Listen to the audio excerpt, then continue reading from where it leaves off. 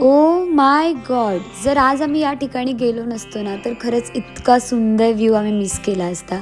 तर नमस्कार मंडळी. विरार हे नाव जरी ऐकलं ना तरी जिची आठवण येते तिच्या दर्शनासाठी आज आम्ही गेलेलो. म्हणजेच आम्ही गेलेलो जीवदानी मातेच्या दर्शनासाठी. सर्वात पहिला तर पायथ्याशी दर्शन घेतलं आणि मग घेतली आम्ही आई माऊलीसाठी ओटी आणि ओटी वगैरे घेऊन आम्ही निघालो वरती जायला. तर माऊलीच्या गडावर जायला आपल्याला 3 ऑप्शन आहेत. पहिला तर 5 पायरी आणि एक मुख्य पायऱ्या. तिसरा ऑप्शन म्हणजे फनिक्युलर ट्रेन. तर आम्ही ट्रेनचं तिकीट वगैरे काढलं आणि आम्ही निघालो वरती जायला. तर इतकं सुंदर व्ह्यू वगैरे बघत आम्ही दोघीजणी निघालो वरती आणि ट्रेनने खूप मस्त वाटलं वरती. तुम्ही कधी ट्रेनने गेल्यात का ते मला कॉमेंट्समध्ये सांगा. मग लिफ्टने आम्ही आलो गाभाऱ्यात आणि एवढं काहीच गर्दी नाही, एवढं सुंदर आमचं दर्शन झालं.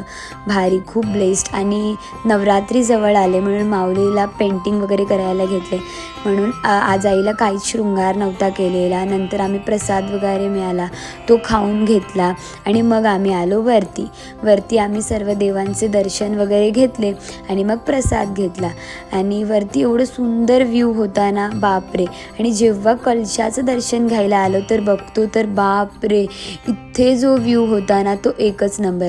दर्शनाने तर आम्ही धन्य झालेलोच, पण हा व्ह्यू आणि एवढं सुंदर ना, खरंच खूप मनमोहक. अगदी जिथे बघतो तिथे अगदी धुकंच दिसत होतं. तर तुम्ही सुद्धा या नवरात्रीमध्ये जीवदानीला जाणार आहेत का मला कॉमेंट्समध्ये नक्की सांगा.